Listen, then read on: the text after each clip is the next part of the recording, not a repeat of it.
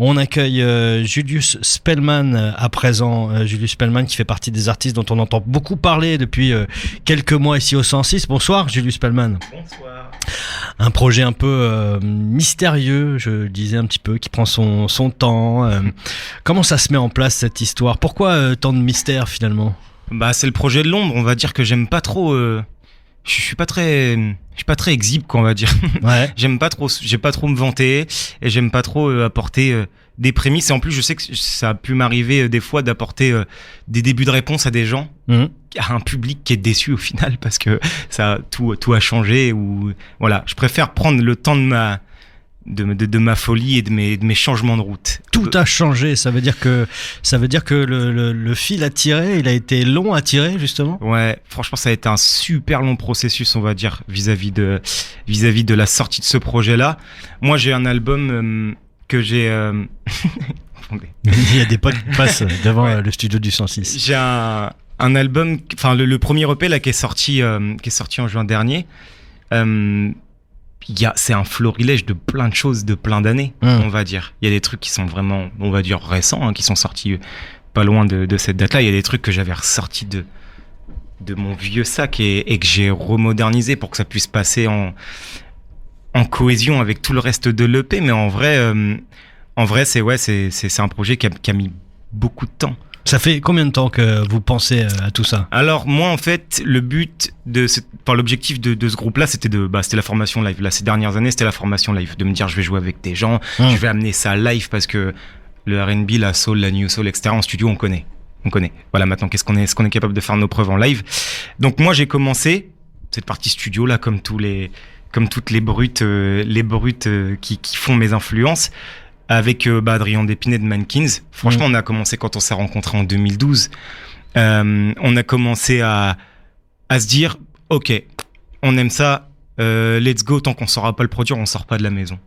C'était un peu ça. On passait nos étés. Enfin, je me souviens, c'était des 15 jours à la campagne à Saint-Martin-du-Vivier, juste derrière là, où on sort pas tant qu'on n'a pas la production de ça, tant qu'on sait pas qu'une batterie, tant qu'on sait pas qu'une prise guitare qui sonne comme celle-là. Et en plus, on se donnait des trucs un peu ambitieux. Franchement, ceux qui connaissent, c'était vraiment de l'ambition pure. Moi, j'ai essayé d'attaquer dans Saint-Vincent. Donc Annie Clark, etc. Enfin, c'est brutal, c'est très dur comme son à reproduire en studio, etc. Donc énormément de travail depuis, on va dire 2012. Et puis j'imagine que c'est compliqué à reproduire ce son qu'on arrive à faire avec des machines sur une scène après. Ouais, en plus après, ça c'est le double travail. On arrive à produire, c'est bien, on a nos outils, on a notre informatique, on a tout qui nous aide. On sort du studio, salut, comment on fait quoi ? Problème technique numéro 1, combien de personnes ? Qui fait quoi ? Batterie, pas de batterie, batterie acoustique, batterie naturelle, batterie électronique, qu'est-ce qu'on fait ? Qu'est-ce qui se passe ? Ah bah là, on va puiser chez les meilleurs. Franchement, on va pas mentir, on va puiser chez les meilleurs. Tame Impala, etc. On pourra dire ce qu'on veut sur Tame Impala, mainstream, pas mainstream, enfin, c'est pas la question. Quand on va sur un live de Tame Impala, c'est trigué, c'est beau, c'est propre. Moi, je voulais arriver à ça, quoi, franchement. Mais il y a un petit côté perfectionniste, quand même. Ouais, à fond. Et c'est compliqué à vivre aussi, des fois. Ouais, ça, c'est le problème, hein. Franchement, la pensée, elle est pas difficile de celui qui va écouter cette interview ou qui va m'écouter après, 2012. Et maintenant? Quand même. Bah voilà. Mauvais perfectionnisme, ce que je conseille à personne. Le mauvais perfectionnisme, celui qui fait reculer. Mais bon, maintenant, on prend avec, c'est-à-dire qu'on combat les démons, quoi. On n'est jamais satisfait, quoi. Non. Et puis maintenant, j'ai su en faire une force. Maintenant, je suis jamais satisfait. Allez, vas-y, rebondis, mais sors quand même. Sors quand même ce que t'as à sortir. Donc, maintenant, ça fonctionne comme ça. Avant... Ça fait du bien quand même d'arriver à enfin mettre les choses un peu en lumière, à les proposer à des gens. Je m'attendais pas à d'aussi bons retours, hein, sans vouloir faire le mec prétentieux. Ça, c'est juste des bons retours. C'est pas c'est bien ce que tu fais, c'est des bons retours. C'est-à-dire, on est content que tu sois là, sur le terrain. On est content que tu sois sorti. On est content que tu existes. On est content que Julius Spellman, on en entend parler un petit peu. On écoute en pirate parce que Adrien, ils font écouter en privé dans les soirées de maison, etc., dans les house parties et tout. Bah ouais, maintenant, ça fait du bien d'avoir quelque chose de physique où on peut taper Julius Spellman sur Spotify, etc. et t'es là. Donc ça, ouais, c'est ça les bons retours. On parlait d'Adrien. le chanteur qui produit une partie de la musique de Mankins aussi, une grosse, très grosse partie. Très grosse partie, ouais. Il y a une histoire aussi avec Mankins. Vous le disiez tout à l'heure, c'est un pote de longue date. Vous avez travaillé ensemble sur le projet Julius Spellman aussi pour trouver les pistes. Mais il y a aussi une histoire parallèle avec le groupe aussi, Mankins. Bah oui, pas compliqué. On a lié l'utile à l'agréable. Ces petites séances où on s'enfermait comme ça, on se disait la production d'un tel, on la faisait autant pour Julius Spellman que pour Mankins en fait à l'époque. Peu importe le line-up, peu importe ce qu'on faisait, c'est des projets qui étaient encore Bouture Studio, etc. Et à l'époque de leur première sortie de 3 titres, etc. Bah j'étais beaucoup avec Adrien, j'ai énormément essayé d'apporter. Voilà, on était là en studio, leur première sortie. J'étais là en studio, j'essayais de faire les choses bien avec lui, etc. Il y a une histoire qu'analogue. Moi, du coup, bah, c'est un peu le copain qui accroche le bras sur toute la route. Et quand il a fallu remplacer, j'ai remplacé. Trop content de le faire. Trop content de le faire parce que maintenant, mes armes post-punk, elles sont là. Elles sont là. Bon, sous ce qu'elles sont, hein, c'est-à-dire qu'on n'est jamais parfait, ça c'est clair. Mais mes armes post-punk, elles sont là. Voilà. Je suis content de pouvoir me dire, enfin que les gens viennent me dire, tu fais un projet de New Soul, etc. Ok. Ouais, tu connais Solange, bah forcément. Mais je suis quand même très calé sur Preoccupations. Donc ça fait du bien. Enfin, c'est à Rouen, on a une très grosse scène rock. On va dire au sens large. Qui s'est construite effectivement, c'est 10 dernières années quoi. Ouais, c'est ça. C'est ça. Et puis bah autour de structures et aussi de grosses impulsions personnelles. On le voit là d'ailleurs, il y a Kumousta qui joue, on le voit avec eux. Eux aussi, des petits gamins, franchement, c'était des gamins sortis de lycée il y a à peine 3 ans. Je parle de mentalité, je sais pas s'ils étaient vraiment au lycée, mais maintenant ça y est, l'étape elle est franchie, c'est devenu hyper abouti en fait. On l'a entendu là à l'instant sur scène, ça renvoie. C'est une bricasse en plein front quoi. Et je suis content. Je suis content de me dire, la scène rock à Rouen, dès que tu vas, maintenant c'est un peu, la courbe elle était exponentielle. C'est-à-dire qu'avant on n'était pas forcément un bon groupe, ça prenait du temps avant d'y aller. Là les mecs de Kumousta ils se frottent à un tel. Ça y est, en 2 secondes c'est plié, ils ont compris et ça fait un gros bourgeon, ça fait une belle émulsion, j'aime bien. Mais comment ça s'est passé d'ailleurs la scène là sur les Inouïs, sur la grande scène du 106, le concert? Bah, il y a du bon, il y a du moins bon. Bah, forcément, le perfectionniste regarde ce qui a pas été avant tout. Ouais, puis c'est-à-dire que, c'est la déroute, hein. C'est la déroute. On arrive, sur les Inouïs, salut, email, t'es sélectionné, t'as 1 mois pour bosser. En plus, il y a les vacances de Noël. Donc, en fait, t'as 3 semaines. Dépêche-toi. Bah, tu te dépêches. Tu fais avec, et en plus, tu travailles là, au club, au 106, tu travailles sur des petites structures qui sont à ta taille, à l'échelle de ton début de projet. Et puis on dit salut, ça va bien, c'est sur la grande scène ce soir. C'est-à-dire que je dois apprendre, comme ça, hein, dans les coulisses, sans avoir l'expérience, à occuper tout l'espace, à sonner grande scène, et à pas être complètement paumé, d'accord, c'est parti. C'est un vrai coup de pied aux fesses. Ouais, c'est un énorme coup de pied aux fesses. Et je pense que ça l'a été pour tous les groupes. On pourra demander à tous les groupes, ça l'a été pour tous les groupes. Et le coup de pied aux fesses, ce qui est bien, parce que ça pouvait faire deux effets, bon, mauvais, il a été que bénéfique.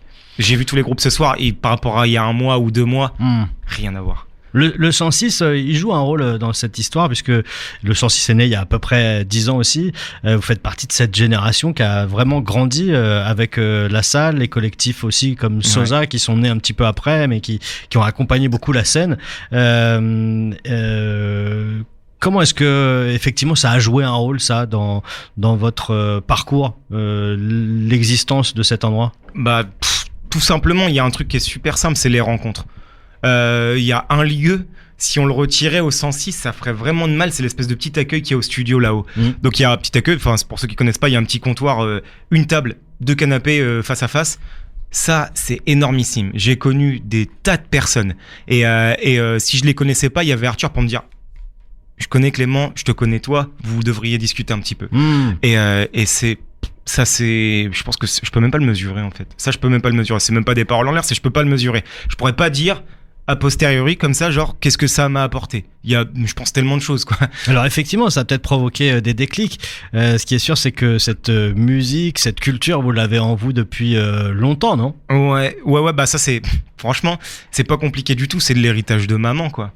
L'héritage de maman. Maman à la maison, Marvin Gaye, les Four Tops, les Supremes, tout Motown, tout Stax, enfin forgé, vraiment grosse culture de forger sans s'en rendre compte parce qu'on est tout petit. Voilà, on chante. Voilà. Et puis après, quand on a envie d'être un ado rebelle, ça passe par Nirvana et les cases plus bruitistes. Et donc oui, non, c'est de la musique de maman. Et ce qui est trop bien, c'est de se dire que quand on voit les scènes des États-Unis, type Miguel, Solange, etc., la New Soul, je peux faire écouter à ma maman. Pourtant, c'est des artistes de ma génération, mais c'est tellement empreint de Marvin Gaye. Enfin, je veux dire, What's Going On, ça a tellement bouleversé la musique depuis 71 que c'est parti. Genre, les artistes de maintenant, ma mère, elle reconnaît énormément de choses qu'elle a envie d'écouter. Et ça me fait du bien, parce que c'est ce que je retrouve en sortie de scène aujourd'hui. Toutes les générations sont venues me dire, ouais, on comprend. Ouais, c'est ça, il y a quelque chose de cohérent, quoi. Voilà, c'est ça. Et la pratique de l'instrument, elle arrive à quel moment? Comment ça démarre, ça? Ouais, la pratique de l'instrument, elle arrive pour moi au lycée. Voilà, le groupe, on a envie de faire du garage avec les copains, quoi. On a envie de faire du garage avec les copains. Donc, il y en a deux qui sont la guitare. Il y en a un, il a la batterie. Tu vas faire quoi, Clément? Ce qui reste. Et en fait, il se trouve que ce qui reste, ça colle vraiment bien à tes influences depuis que t'es tout petit, quoi. Les basses de Marvin Gaye, les basses Motown, James Jamerson, voilà, pour citer les meilleurs noms. Puis après, le jazz quand on grandit, etc. Donc, la pratique instrumentale, c'est le lycée. Et puis après, c'est le studio. Franchement, moi, je trouve que c'est le nerf de la guerre maintenant. C'est des trucs qui peuvent paraître un peu mis de côté, même par des gens qui nous encadrent, on va dire, qui sont censés connaître la musique. Mais le studio, jouer de la basse dans sa chambre et enregistrer quelque chose, c'est deux mondes ultra différents. Des univers parallèles. Donc, la pratique de l'instrument, elle vient. Par contre, dès que je me suis mis dans le studio avec Adrien et vouloir sonner comme, voilà, James Jamerson, qu'est-ce qui se passe dans ses doigts et dans son ampli pour que ça fonctionne comme ça, on se rend compte que la pratique, sans ça, pas grand-chose. Enfin, pour moi, c'est que mon avis. Hein. Votre truc, c'est vraiment le studio. Du coup, la scène, on se dit que on se force un petit peu quand même à aller sur la scène, du coup. Je vais être très honnête, je me suis forcé. Et là, ça arrive. Là, ça fait du bien. Voilà. Parce que, évidemment, tous les retours en arrière, c'est un peu compliqué. Hein. On apprend quelque chose et on doit désapprendre, on doit déconstruire pour reconstruire. Ça fera toujours mal à n'importe qui. Voilà. Quelqu'un qui maîtrise absolument la cuisine asiatique, on lui dit, voilà, maintenant tu vas faire de l'italien. Il va y avoir un petit passage à vide. Voilà. Ça a été ça. Ça a été ça le début de Joyeux Spellman. L'année dernière, voilà, ça a été ça. Ça a été des difficultés. Mais heureusement, ça se franchit, ça. Et donc, du coup, maintenant, ça se franchit quand on lâche pas le morceau, quoi. Ça veut dire qu'on y croit, quoi. Ouais, ça se franchit quand on essaie de tout justifier. T'as fait tel choix, tu te débrouilles, tu justifies. Voilà, en live, ça doit fonctionner. T'as choisi ça en studio, c'est pareil. Ça doit fonctionner. Si tu veux changer d'idée, t'as intérêt à faire mieux. Donc oui, c'est comme ça que ça se passe. Vous avez, vous disiez tout à l'heure, on discutait, j'ai au moins 3 EP dans ma sacoche. Ouais, c'est ça.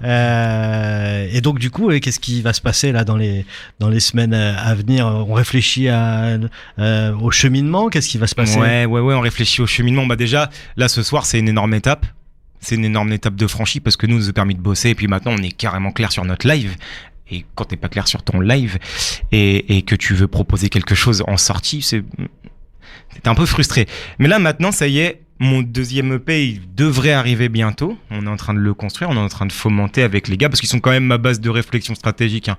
C'est-à-dire, je fais tout en studio, je fais les instruments, etc., etc. Je compose tout, j'arrange tout, mais je me passerai jamais de leur avis. Voilà, les gars qui sont avec moi, je dis les gars, mais il y a une fille aussi. Donc voilà, Sofiane, Thierry, Seb et Maxime, je me passerai jamais de leur avis. C'est beaucoup trop constructif. Et donc du coup, quand on discute comme ça, on se dit, le deuxième EP, il est bientôt prêt. Il devrait sortir. Il me reste 2-3 détails à peaufiner, puis après, ça part sur la stratégie. J'essaie d'avoir un projet qui est quand même plus ou moins stratégique. Parce que de formation, moi, j'ai fait des diplômes en marketing, etc. J'essaye. Je nie pas ce côté, la musique, ça se vend quand même. Et là, vous avez décidé de consacrer votre temps uniquement à la musique, c'est ça? Ouais, ça fait quelques temps que je suis en 70 heures semaine sur la musique, quoi, on va dire. Ça fait depuis, on va dire, début d'année scolaire, septembre. Donc Bourges, ça peut être aussi un déclencheur de 2-3 trucs. Ça peut être un énorme déclencheur. Ouais, je crois que j'ai jamais autant croisé les doigts. Merci Julius Spellman. De rien, merci à vous surtout. D'avoir été avec nous. On est très heureux d'avoir enfin découvert. Ouais, puis moi ça faisait longtemps que je voulais passer. Bon, bah, on est très heureux et puis on se recroisera et on essaiera de creuser encore un petit peu le sillon. Julius Spellman, donc ici au 106 pour les Inouïs du Printemps de Bourges. Le live de Dahlia va arriver dans une dizaine de minutes. On va écouter Balthazar dans Radio Lomax. Balthazar au 106. Très bientôt. What does it mean to you? I try to change the obvious, but somehow I just never do. You think that I'm unsettled, but actually I don't think that I am. Too many old bad habits, still I wouldn't wanna change a thing. Goes on and on and on and on and on. Wanna love you like I never loved no more. Watch the time as it moves on and on. And somehow that can turn me on. I know that things could be better. Sometimes it feels we're cursed.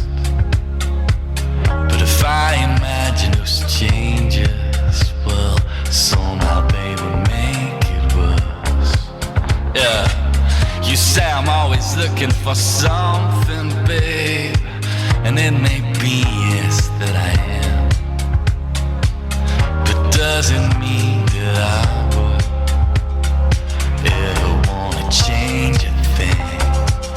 It goes on and on and on and on and on. Wanna love you like I've never loved no more. Watch the time as it moves on and on. And somehow that can turn me on. Change.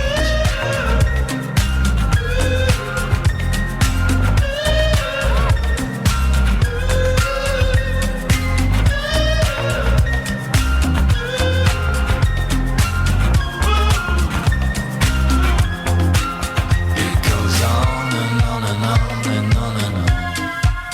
Wanna love you like I never loved no one. Watch the time as it moves on and on. And somehow that can turn me on. Change.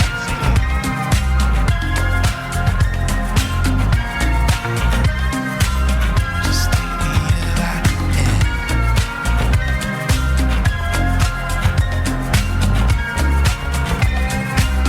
Just take me as I am.